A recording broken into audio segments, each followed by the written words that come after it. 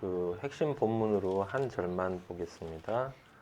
마지막 절 11장 26절 그거만 같이 합독하고 성경 말씀 보도록 하겠습니다. 25절부터 바나바가 사울을 찾으러 다소에 가서 만남에 안디옥에 데리고 와서 둘이 교회에 1년간 모여 있어 큰 무리를 가르쳤고 제자들이 안디옥에서 비로소 그리스도인이라 일컬음을 받게 되었더라. 아멘. 네, 사도행전 여기서 제가 끊은 건 이 부분이 이 스토리가 아주 중요한 영적으로는 중요한 맥락의 흐름 끝남이 되기 때문에 그래요. 오늘 제목은 그리스도인이에요. 그리스도인.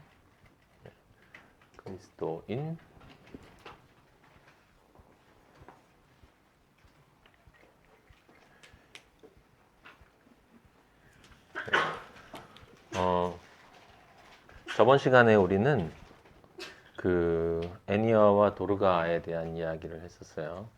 애니아와 도르가.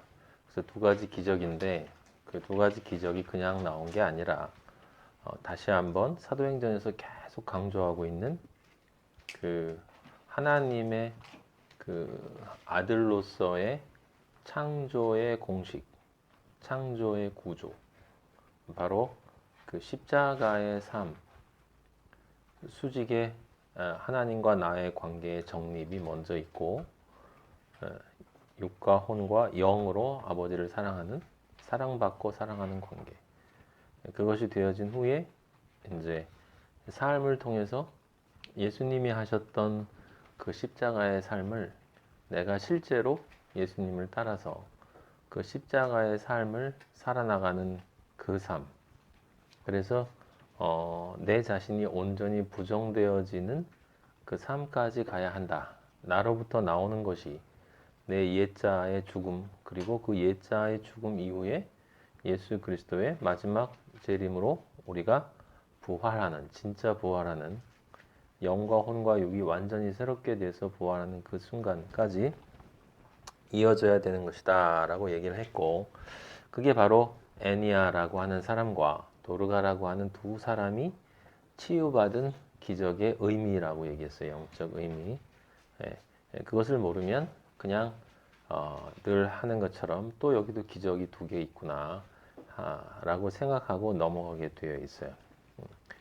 애니아는 구원, 믿음의 구원, 도르가는 그 구원받은 믿음을 실제 삶으로 살아나가서 완성시키는 그리스도인의 삶을 뜻한다라고 얘기를 했고, 그래서 그것과 똑같은 구조가 어디에 나와 있었냐면 그 사복음서에 예수님이 치료해 주셨던 혈류증 앓던 여인하고 야이로의 딸, 회당장 야이로의 딸.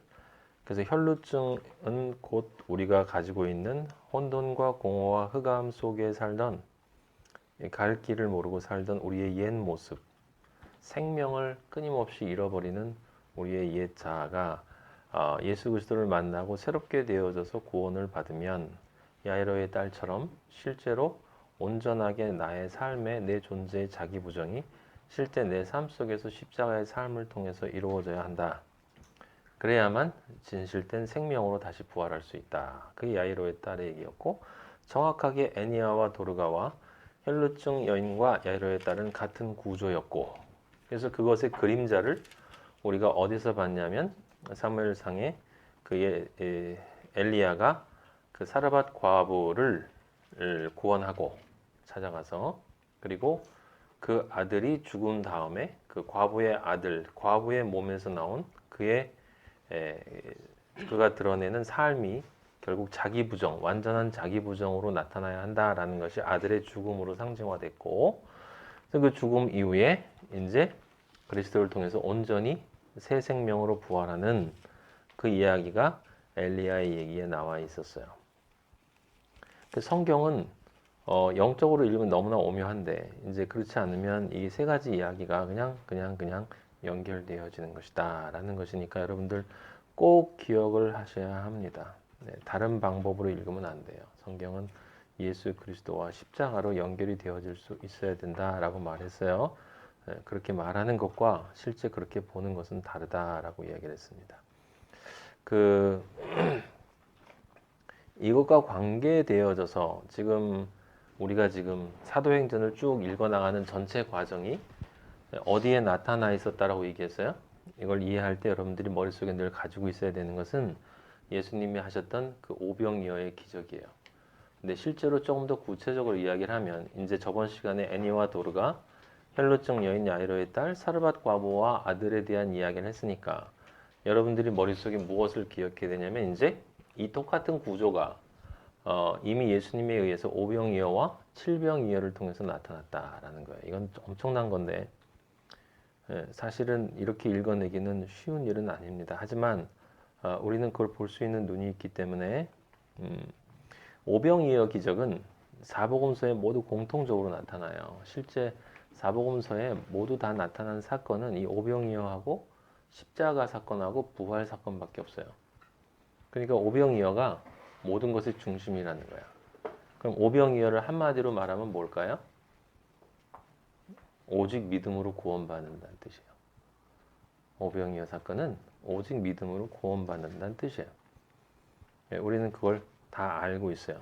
그 죄악 세상, 죄악 바다에서 나 잘났다고 꼬리치고 다니던 이분법적으로 모든 것을 나누는 내가, 나를 대신해서 예수 그리스도가 십자가에 달림으로 그 십자가가 생명의 씨가 돼서 이 사의 세상에 생명의 씨, 진리의 씨로 떨어져서 오병이 됐다. 그 떡을 줬고 그 십자가에서 흘린 그 죽음이 곧 우리에게 주시는 예수 그리스도의 떡이고 그것을 믿는다는 것이 그것을 먹는 거예요.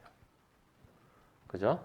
그래서 예수님이 오병이어 기적에서 떡을 들어서 자신을 오병이어라고 당신이 이 세상에서 죄인인 나를 대신해서 십자가에 달리심으로 내 존재의 생명의 씨앗이 되실 그분입니다라는 고백을 어른이 아닌 진짜 어른이 되는 그 어린아이가 드렸을 때 그때 그 자신을 실제로 주었다라고 하는 것이고 그것이 이제 사복음서에서 나중에 십자가 사건에서 실제로 되어졌었죠. 근데 오늘 여러분들한테 제가 전에 오병이어에서 얘기하지 않았던 것을 아버지가 또 깨닫게 해주셔서 몇 가지를 더 첨가를 하면 이걸 칠병이어하고 연결을 좀 시켜보면 마가복음 6장 43절에 보면 오병이어 사건이 끝나고 그 사건을 통해서 몇 바구니가 남았어요? 떡이 12바구니 남았죠. 칠병이어를 통해서는 몇 바구니가 남았습니까? 7광주리가 남았어요. 7바구니가 남았습니다.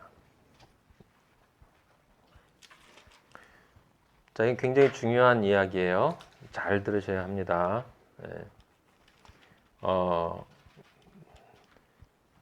오병이어 사건은 포인트가 어디에 맞춰져 있냐면 42절에 다 배불리 먹고 나면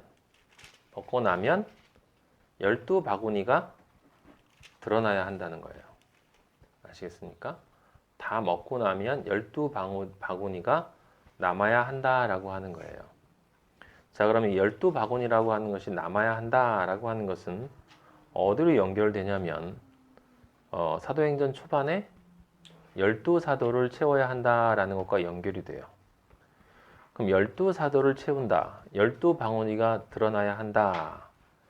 십자가의 사건, 즉 오병이어에 내재되어 있는 그 십자가의 예수 그리스도를 믿음으로 우리가 먹으면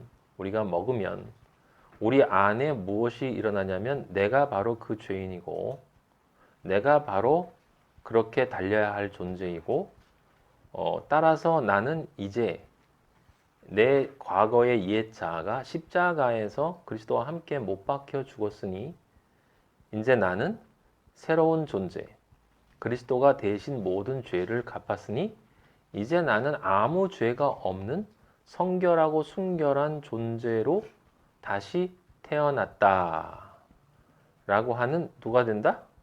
마리아가 되어야 된다. 그 마리아를 뜻하는 숫자가 뭐예요? 12바구니야.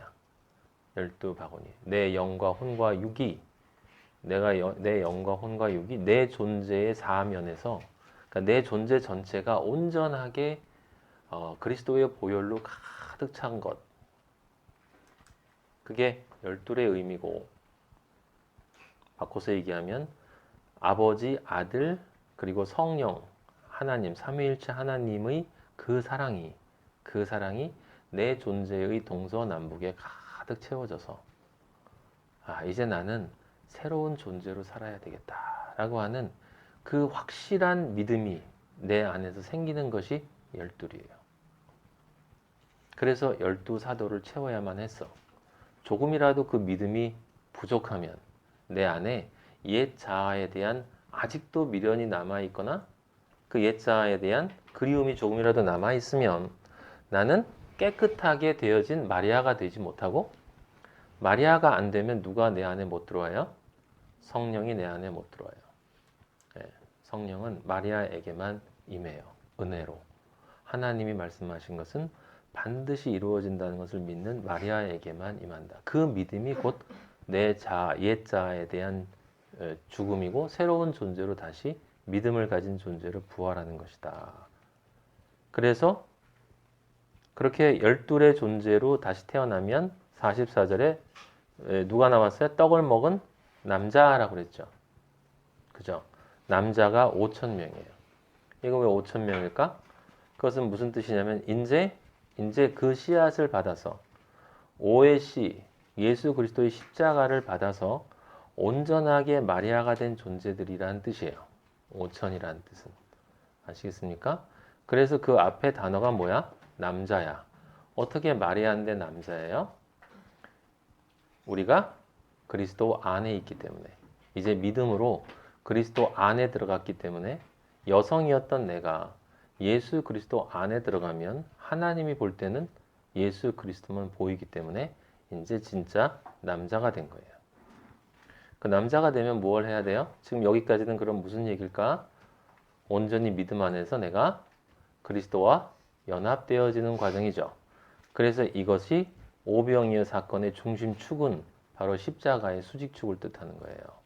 수직축. 그래서 그 뒤에 칠병이어가 나오는 것입니다.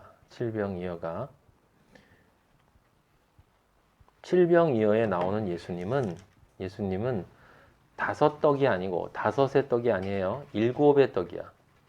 7 숫자는 하나님이 완전하게 이루신다는 걸 뜻해요. 7은 그냥 7 완전의 숫자가 아니라 하나이신 하나님이 우리에게 드러나는 것은 3의 하나님으로 드러나고, 그 3의 하나님이 행하실 때 무엇인가를 하시면 반드시 7로 하세요. 7로. 그래서 7은 하나님이 행하시는 행함의 완전수를 뜻하는 거예요. 그럼 칠병이어라는 것은 떡으로 오셨는데, 하늘에서 떨어진 요한복음에 나오는 것처럼 하늘에서 내려온 생명의 떡인데, 7의 떡이라는 이야기는 완전하게 이루시는 예수 그리스도를 뜻하는 거야. 아시겠습니까? 그래서 우리 인간의 몸으로 왔지만 하나님이 원하시는 그 뜻을 완전하게 이루신다라고 하는 것이 칠병이어의 상징적 의미가 되는 것이고, 그런데 완전하게 이루는 것이 뭐냐? 사람들이 칠병이어는 별로 자주 말하지 않잖아요. 근데 8장 2절에 보면, 마가복음 8장 2절에 보면, 내가 무리를 불쌍히 여기노라 하고 그들이 나와 함께 있은지 이미 사흘이 지났으나 라고 나와요. 이미 사흘이 지났으나 먹을 것이 없도다. 혹시 이거 여러분 관심 가지고 봤는지 모르지만 오병이어 사건은 한 반나절 굶은 거고, 칠병이어 사건은 사흘이 지난 거야. 사흘을 굶은 거예요. 여기 사흘을 굶었다라고 하는 것은 무엇을 뜻하냐면, 사흘을 굶었다라는 건 셋을 먹지 않았다라는 뜻이지. 셋을 먹지 않았다는 건, 먹지 않았다는 건 자기를 부정한다는 뜻이야.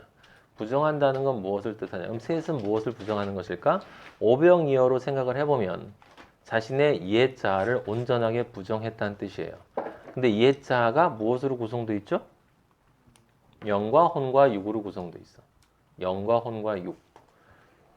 그래서 사흘이 지난 사람이다예요. 사흘이 지난 제자들. 여기 지금 무리가 있는데 사흘이 지난 사람들이야. 그 사람들은 이 오병이어를 통해서 영과 혼과 육이 부정된 사람들이에요. 근데 그들이 먹을 것이 없어. 그럼 이때 먹을 것을 먹고 해야 할 일은 8절에 나와 있는 것처럼 일곱 광주리의 일이에요. 일곱 광주의 일은 뭐야? 나가서 일을 해야 되는 거예요. 하나님의 일을 해야 된다는 거예요. 그래서 일곱이에요. 일곱. 나가서 일을 해야 되기 때문에 오병이어에는 그런 말이 없는데 8장 9절에 보면 사람들이 몇 명? 4천 명이야. 4천 명. 왜 4천 명일까? 4는 세상을 뜻하죠. 세상으로 나가서 10계명을 완성시켜야 될 사람들을 다 뜻하는 게 천이지. 10 곱하기 3이니까 10. 네, 그렇게 세상으로 나가서 하나님의 뜻을 온전하게 이룰 사람들을 뜻하는 게 4천 명이라는 말이고, 그래서 그 다음에 예수님이 어떻게 했어요? 예수께서 8장 9절 뒤에 보면 예수께서 그들을 어떻게 했다? 흩어 보내셨다 나오지? 흩어 보내셨다 나오지? 어디로 흩어 보내셨어? 세상으로 흩어 보내시는 거예요. 이게 이 오병이어와 칠병이어의 영적 의미예요. 그러면 흩어 보내셨다는 얘기는 무엇을 하라는 이야기야? 진리를 전하라는 이야기예요. 그렇죠? 그러면 여기도 정확하게 우리 예수님이 보여주셨던 오병이어와 칠병이어의 기적은 한 단어로 바꾸면 뭐? 십자가. 오병이어는 십자가의 수직축. 십자가로 생명의 씨앗이 되신 예수 그리스도를 뜻하는 것이고, 칠병이어는 그 십자가의 씨앗된 존재들 안에서 말씀으로 그들을 통해 선포되어지는 진리로 하나님의 뜻을 완전하게 이루는 예수 그리스도를 뜻하는 거예요.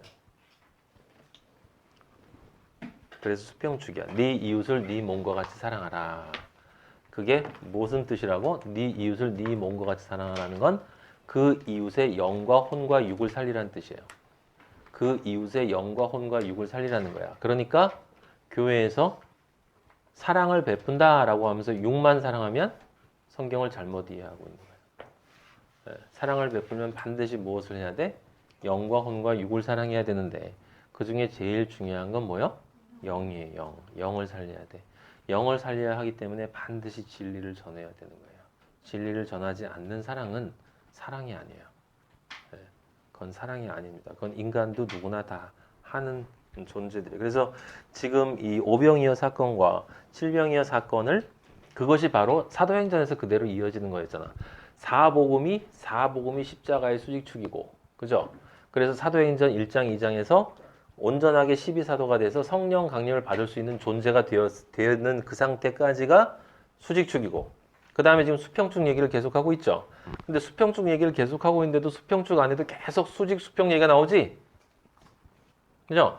진리를 전하는데 항상 무엇만을 전해야 돼? 십자가 안에서 십자가를 전하는데 십자가의 능력으로만 전해야 돼. 십자가밖에 없어. 십자가밖에.